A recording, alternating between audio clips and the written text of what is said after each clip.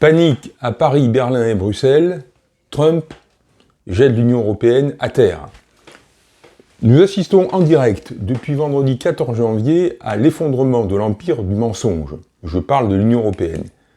L'assaut de Trump contre l'Union européenne, ses dirigeants wokistes et l'euro, qui était le sujet de ma précédente vidéo que je vous invite à voir, pour mieux comprendre la continuité de la démarche de Trump, cet assaut se déploie tous azimuts. Nous apprenons que vendredi, Trump a eu avec Poutine une longue conversation téléphonique qui aurait duré 90 minutes, dont le sujet principal, on s'en doute, est l'Ukraine. Plus exactement, la paix en Ukraine, c'est-à-dire la cessation de la guerre entre la Russie et les États-Unis. Le même jour, à la conférence de Munich, le vice-président J.D. Vance et le secrétaire d'État à la Défense Pete Hegseth ont énoncé 3 coups de tonnerre qui plantent le décor des nouvelles relations internationales, particulièrement en Europe, mais aussi entre l'Europe, la Russie et les États-Unis. Le premier, c'est la mise hors jeu des Européens dans les négociations qui commencent avec la Russie pour la paix en Ukraine. Le deuxième, c'est le constat que fait J.D. Vance dans son discours. Il constate que les États européens deviennent des dictatures qui répriment la liberté d'expression de leur population. Le troisième, qui révèle les intentions des États-Unis, c'est que l'Amérique ne peut pas cautionner cette situation et que les Européens devraient donc assumer leur défense, sans quoi les États-Unis se retireront de l'OTAN. Autrement dit, l'Union européenne sera livrée elle-même pour faire face aux menaces qui peuvent peser sur elle, en particulier à ce qu'elle prétend être la menace russe. Donc il faut être logique, vous devrez faire des efforts financiers significatifs pour vous protéger de cette menace réelle ou supposée. Alors avant de parler de cela, commençons par le rappel rituel, qui est très important. Vous avez sûrement remarqué que YouTube est une jungle dans laquelle chaque chaîne a besoin d'être soutenue par son public. C'est pour ça que de plus en plus, vous voyez des vidéos qui se terminent ou qui commencent par un appel de leur auteur vers son public pour être soutenu, et c'est ce que je vous demande aussi, à savoir pensez au pouce bleu si vous avez aimé cette vidéo, évidemment, ou si d'ores et déjà vous pensez que vous allez l'aimer, partagez la vidéo sur vos réseaux, et soutenez la chaîne en vous abonnant. Je rappelle que l'abonnement c'est gratuit, c'est facile, puisqu'il suffit de cliquer sur le bouton d'abonnement, et surtout c'est ce qui favorise le mieux le référencement de la chaîne sur YouTube, et donc permet de la faire connaître à un nouveau public qui lui-même va favoriser son référencement, etc. Donc c'est un cercle vertueux de notoriété qui s'enclenche. Revenons à notre sujet, le discours de Vance et celui de Hegseth ont été une avalanche de claques, particulièrement celui de Vance, donné à l'Union européenne et aux dirigeants européens. Le mieux est de vous citer un extrait complet donc, de ce qu'a dit le secrétaire d'État Vance à cette conférence de Munich, et cela va vous éclairer sur la virulence de son propos. Donc là, je cite mot pour mot, je vous lis l'extrait. « La menace qui me préoccupe le plus par rapport à l'Europe, c'est une menace qui ne vient pas de la Russie, ni de la Chine, ni d'aucun autre acteur extérieur. Ce qui m'inquiète, c'est la menace qui vient de l'intérieur de l'Europe, le recul de certaines de ses valeurs les plus fondamentales, des valeurs qu'elle partage avec les États-Unis. Au Royaume-Uni et dans l'ensemble de l'Europe, la liberté d'expression est en recul. Je crois profondément qu'il n'y a pas de sécurité possible si vous craignez la voix, les opinions et les positions exprimées par votre propre peuple. Rejeter les gens, ignorer leurs préoccupations, ou pire encore, fermer les médias, annuler des élections ou exclure les citoyens du processus politique ne protège rien, absolument rien. En réalité, c'est le moyen le plus sûr de détruire la démocratie. Donc fermez les guillemets. Alors, tout ce que vient de citer Vance, si vous suivez, non pas les médias officiels, mais les médias de réinformation, comme le mien et comme d'autres, vous le savez tout ça. Et vous avez forcément pris conscience que c'est un processus de dictature qui se développe, et à minima de suppression de la démocratie. Alors Vance fait bien sûr allusion à cela, il fait allusion à la censure des réseaux sociaux par l'Union européenne, puisque vous êtes au courant de Digital Services Act, du sinistre Thierry Breton, dont Vance nous dit un peu plus loin dans son discours qu'il se vante d'exercer la censure et que l'Amérique n'accepte pas cela. Il parle aussi, vous l'avez vu, de l'annulation d'élections, en l'occurrence ce sont l'annulation des élections présidentielles roumaines sous le prétexte mensonger d'une ingérence russe dans la campagne électorale, qui a surtout entraîné la victoire de l'actuel président roumain. Ce sont des manœuvres politiciennes à l'intérieur de la classe politique roumaine qui voulait éliminer le favori en faisant monter ce candidat, et finalement, ce candidat, qui n'est pas du tout le candidat de Moscou, a été élu. Bon, il se trouve que ce candidat n'est pas le candidat de Moscou, mais qui n'est pas non plus un anti-russe pathologique, ce qui, déjà aux yeux des européistes, est grave. Et suffisamment grave pour souhaiter qu'il ne soit pas élu. Bien sûr, ce n'est pas l'Union européenne qui a annulé les élections roumaines, c'est la Cour constitutionnelle de Roumanie, qui seule pouvait le faire et qui l'a fait. Mais, compte tenu que la Roumanie fait partie quand même de ces États qui ont un besoin incontournable des subsides européens, on comprend sans difficulté que la Cour constitutionnelle de Roumanie n'a rien à refuser à la volonté de la Commission européenne. Donc clairement, c'est la Commission européenne qui a décidé de l'annulation des élections en téléguidant la décision de la Cour constitutionnelle roumaine. Alors, fort de ce résultat qui montre où en est l'Union européenne, on est dans un processus soviétique. On se croirait dans les années 50, 60, où l'Union soviétique téléguidait les pouvoirs des États satellites. On se rappelle évidemment de l'intervention militaire de la Russie en Hongrie en 1956, qui s'était traduit par un bain de sang. Donc l'armée russe était intervenue à Budapest. Il y a eu des combats de chars à Budapest. Il y a eu des milliers ou des dizaines de milliers de victimes. On se rappelle évidemment de l'intervention russe en 1967 à Prague, qui avait également fait des victimes, et donc de la reprise en main par l'Union soviétique. Ce à quoi nous assistons actuellement en Europe est de même nature. Donc content de cette agression contre la démocratie en Roumanie, Thierry Breton s'en vante et annonce même, et c'est là qu'on voit qu'ils sont complètement en roue libre, pour parler trivialement qu'ils ne se sentent plus pissés, il annonce tranquillement que si le résultat des élections législatives allemandes du 23 février ne convient pas, clairement, c'est-à-dire si c'est la victoire de l'Alternative für Deutschland qui ressort de cette élection, eh bien, ils feront comme en Roumanie. Ils annuleront les élections. Alors là, il est possible qu'il n'ait pas conscience quand même de la réalité des choses. L'Allemagne, c'est pas la Roumanie, c'est le pilier principal de l'Union européenne. Et évidemment, si, en cas de victoire de l'AfD, l'Union européenne, par la voix de Thierry Breton, qui je crois d'ailleurs n'est plus commissaire maintenant, il a dégagé, il est rentré chez Goldman Sachs aux États-Unis. Donc si l'Union européenne avait l'idée de faire avec les Allemands comme ils ont fait avec les Roumains, ça risque de ne pas marcher quand même. Mais on voit à travers ces propos l'incroyable mépris des électeurs et de la démocratie de la part des eurocrates en roue libre. Les hommes de Trump, je vous ai parlé de J.D. Vance et de Pete Hegseth, voient, parce que les choses sont vides pour tout le monde dans le monde entier maintenant, et comprennent la trahison en cours des peuples européens par leurs élites. Et d'ailleurs, c'est pour mettre fin au même processus aux États-Unis que Trump s'est présenté et a été élu. Joignant la parole aux actes, J.D. Vance a rencontré Alice Weidel, la dirigeante de l'AfD, qui est donc le parti souverainiste allemand, qui gagnera donc peut-être les législatives du 23 février.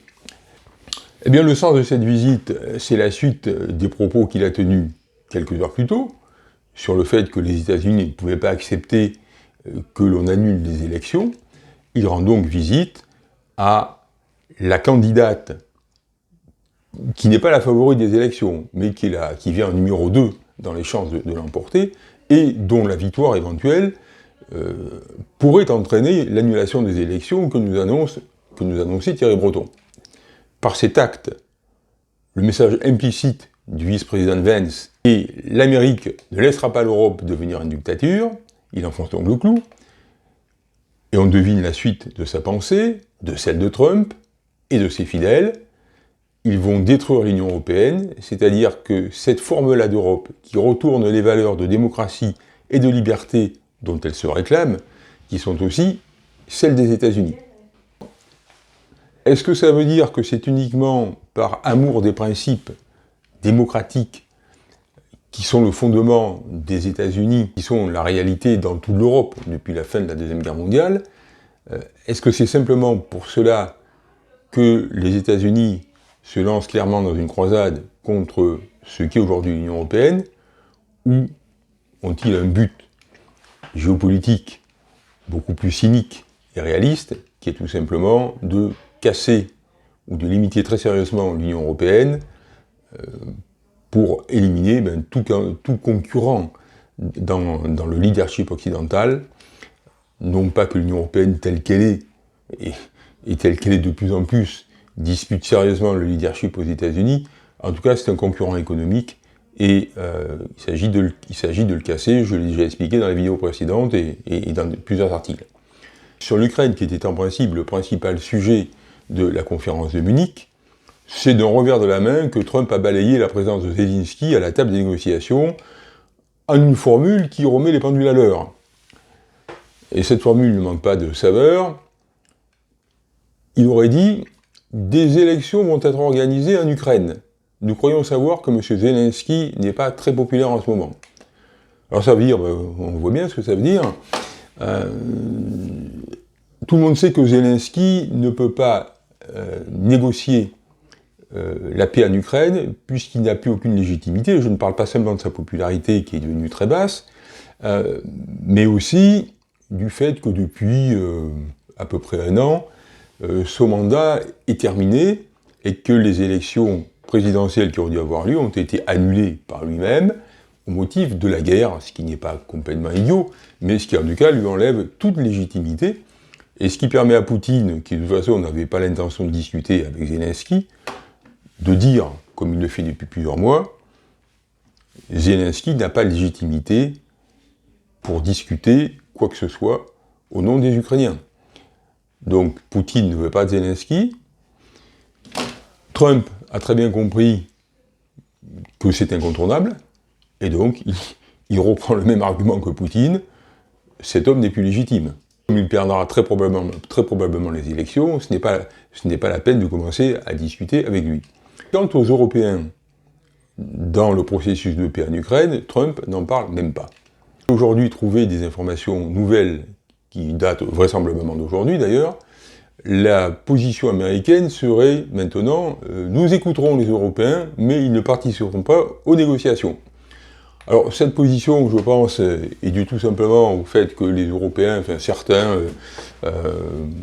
les Européens ont été fortement humiliés, estomaqués de la brutalité avec laquelle les Américains leur ont balancé dans la figure leur cas de vérité et le fait qu'ils ne sont rien.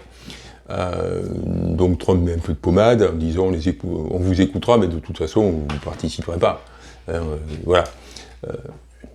La paix va donc se discuter entre les États-Unis et la Russie, ce qui est tout à fait normal, puisque ce sont eux deux les véritables adversaires dans cette guerre. Rappelez-vous, je l'ai répété maintes fois depuis ma première vidéo sur cette guerre, qui remonte maintenant à 3 ans, la guerre et la vidéo. C'est une guerre entre les États-Unis et la Russie qui se déroule sur le territoire ukrainien. Il s'ensuit que l'Union européenne n'est pas concernée. Sa place naturelle était de rester neutre, comme une observatrice et une intermédiaire possible entre les belligérants pour atteindre la conclusion d'une paix. C'était ce qu'elle pouvait faire en toute légitimité et intelligemment. Malheureusement, les nains qui dirigent l'Union européenne ne se sont plus sentis et ont cru voir dans ce drame l'occasion de jouer les importants dans une surenchère belliciste de pacotille à laquelle nous assistons depuis maintenant 3 ans, dont ils n'ont bien sûr jamais eu les moyens.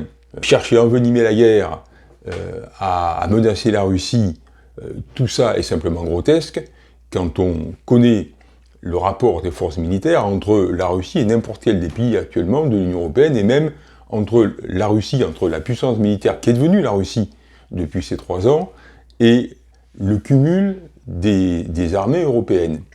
En tête de ces bellicistes de carnaval, Madame von der Leyen, la présidente de la Commission, le président français, notre cher Emmanuel Macron, qui sont tous les deux inconscients du ridicule dont ils se sont couverts, et malheureusement, leur aveuglement a coûté aux citoyens européens 150 à 200 milliards d'aides militaires et financières à l'Ukraine, dont des dizaines de milliards ont été détournés. Alors, il y a quelques années, il y a 3 ans, 2 ans, 1 an et demi, quand on disait ça, on était un affreux pro-russe qui calomniait le vaillant peuple ukrainien en particulier, qui calomniait ses dirigeants, puisque quand on parle de détournement de milliards, c'est pas dans la poche du peuple, c'est évidemment dans la poche de Zelensky, sa bande, et puis des oligarques. Maintenant, c'est clair. D'ailleurs, Trump a envoyé, il y a quelques jours, en Ukraine, une espèce d'équipe pour auditer, mais une équipe qui, je crois, est dirigée par le ministre des Finances, enfin, ce qu'on appelle, j'ai oublié le nom, enfin, l'équivalent du ministre des Finances aux États-Unis, pour essayer de retracer ce que sont devenus les fonds, les milliards envoyés également par les États-Unis en Ukraine. C'est déjà croquignolesque, et Zelensky dit oui, effectivement, je comprends pas ce qui s'est passé, nous, on n'a jamais reçu autant d'argent. Donc, avec cette affaire de détournement, on comprend que Trump tient Zelensky par les cojones, et qu'il pourra faire ce qu'il veut.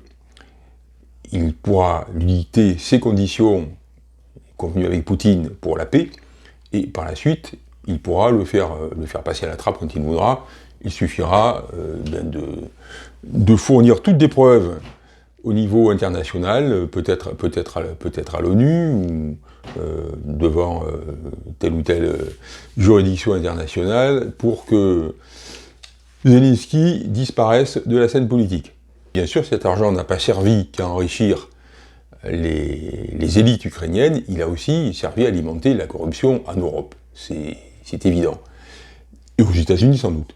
Pour les Américains et nous, ce sont des pertes d'argent. Pour les Ukrainiens, ce n'est pas de l'argent, c'est du sang. Et ce sont des pertes de combattants dont les estimations indépendantes révéleront, quand elles deviendront officielles, leur ampleur réelle. Bon, il est certain que ça porte sur des centaines de milliers de morts et de blessés. Le chiffre de ces centaines, pour l'instant, n'est pas encore certain, avec suffisamment de certitude, sans faire de mauvais jeux de mots. En tout cas, c'est un drame terrible, et quand elles seront officielles, ça révélera le cynisme criminel de ceux qui, de leur bureau climatisé, ont tout fait pour prolonger cette guerre. Je désigne aussi bien les responsables ukrainiens que les responsables de l'Union européenne, qui ont été les parfaits va-t-en-guerre, de même que l'État profond américain. Donc l'Union européenne est fautive, ses dirigeants sont criminels, et le temps de payer est arrivé maintenant. Prenant ses désirs pour des réalités, elle s'imaginait être reconnue comme un acteur majeur de la géopolitique internationale, par les positions qu'elle a prises, évidemment, les positions va-t-en-guerre. Une fois encore, son agitation ne débouche sur rien, et elle prouve donc une fois encore qu'elle n'est rien. Elle s'est coupée de la Russie alors qu'elle en dépend pour son énergie, sans pour autant convaincre les Américains de son importance, eux qui de toute façon la savent inexistante, puisqu'elle remet sa sécurité, jusqu'à présent, entre leurs mains. Alors que les Américains et les Russes veulent cesser cette guerre, là je parle actuellement, ces jours-ci, l'UE continue à jouer les va-t-en-guerre. Quand J.D. Vance, donc le vice-président, dit à l'Union européenne que désormais l'Ukraine, c'est son affaire à elle, l'Union européenne, et elle seule, il parle le langage de la logique. Si l'Union européenne veut imposer des troupes pour sécuriser l'Ukraine, les États-Unis n'y participeront pas. Et donc l'article 5 de l'OTAN ne pourra pas être invoqué. en cas de guerre avec la Russie. L'article 5, alors pour rappel, l'article 5 de l'OTAN, c'est l'article principal, avec l'article 6, qui le complète en quelque sorte, de cette alliance, qui dit que si un des membres est attaqué, alors c'est la même chose que si tous les autres étaient attaqués, et ils doivent se porter à son secours.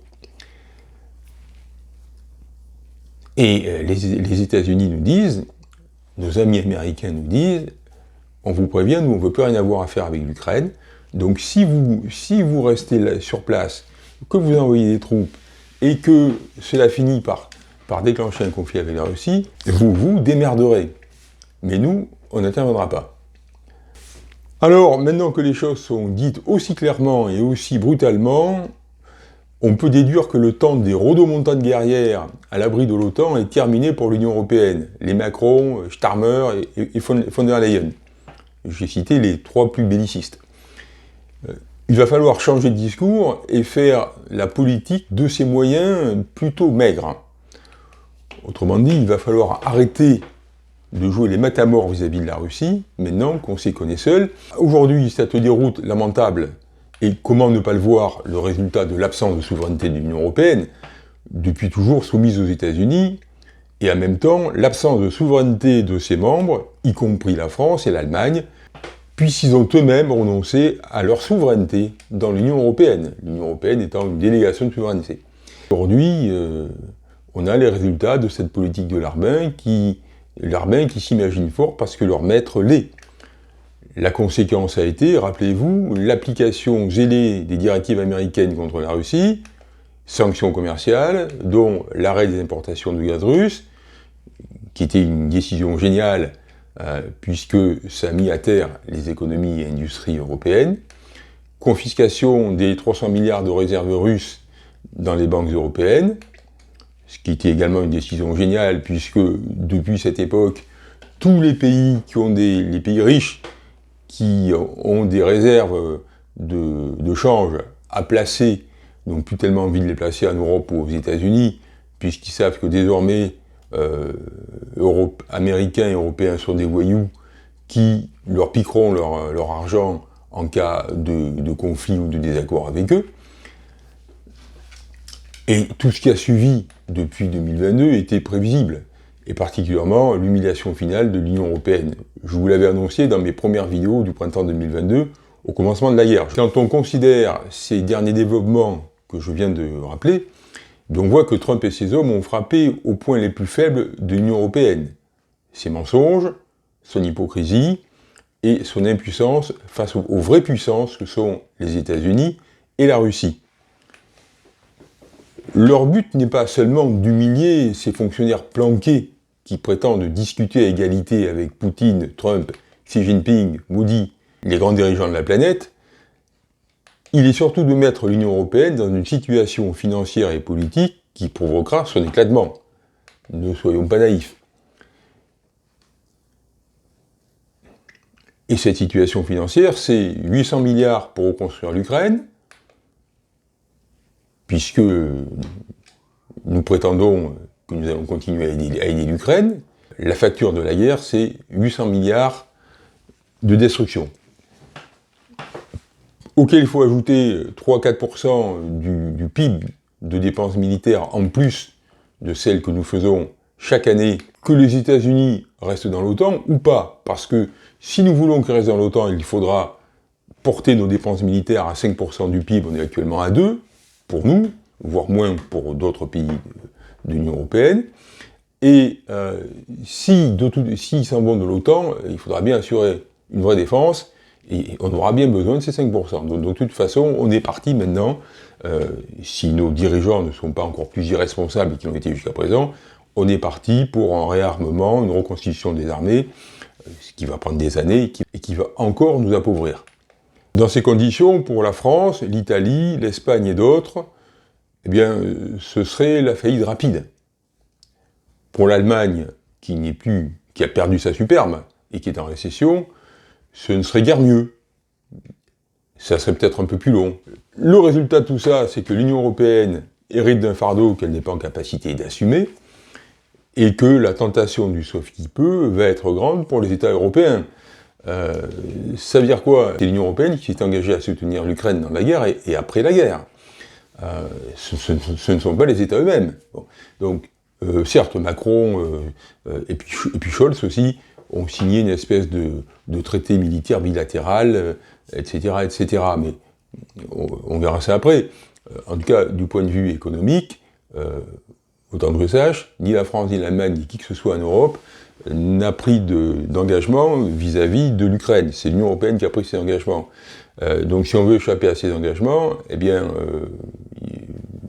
en gros, où on sort de l'Union européenne, l'autre solution, c'est de faire défaut à l'Union européenne tout en restant dedans. Vous voyez dans quelle situation de décomposition ça met l'Union européenne. Sortir de l'Union européenne, ça permettrait de ne pas hériter de cet énorme passif en Ukraine. Quand on regarde cette affaire avec le souci des intérêts nationaux, donc pour nous des intérêts français, eh bien c'est peut-être une chance historique pour les nations européennes qui permettrait de sortir du mauvais pas dans lequel elles se sont mises en signant le traité de Maastricht en 1992. Depuis vendredi 14 février 2025, avec le discours de J.D. Vance et de Pete Hegseth à la conférence de Munich, cette nouvelle ère qui commence en Europe, et le moins qu'on puisse dire, c'est qu'elle n'est pas favorable à l'Union européenne. La conséquence, et notamment à cause de l'énorme volet financier en ce qui concerne l'Ukraine, que nous devons assumer, que nous devrons assumer si on laisse les choses dans l'état pour l'Ukraine, ce qui va accélérer, c'est la chute de l'euro. Tout ça n'augure rien de bon pour la paix civile dans les pays européens, particulièrement en France, puisque nous sommes déjà dans une situation de troubles civils latents. Eh bien, les ménages qui veulent se préparer à cette situation, pour les ménages qui veulent se préparer à cette situation de troubles civils, j'ai rédigé un rapport pour les ménages qui veulent se préparer aux troubles civils, pour les ménages qui veulent se préparer aux troubles civils, j'ai rédigé un rapport sur la préparation financière à la crise civile. Il contient les informations essentielles pour protéger notre patrimoine et avoir de l'argent disponible, même dans un environnement de chaos civil. Vous pouvez l'obtenir gratuitement par le lien visible sous la vidéo et en tête de la partie description. Vous pouvez me retrouver sur le réseau LinkedIn et la lettre Question Finance 4 à 5 fois par semaine. Vous pouvez vous abonner gratuitement par le lien en description. Portez-vous bien, merci de votre attention, à bientôt.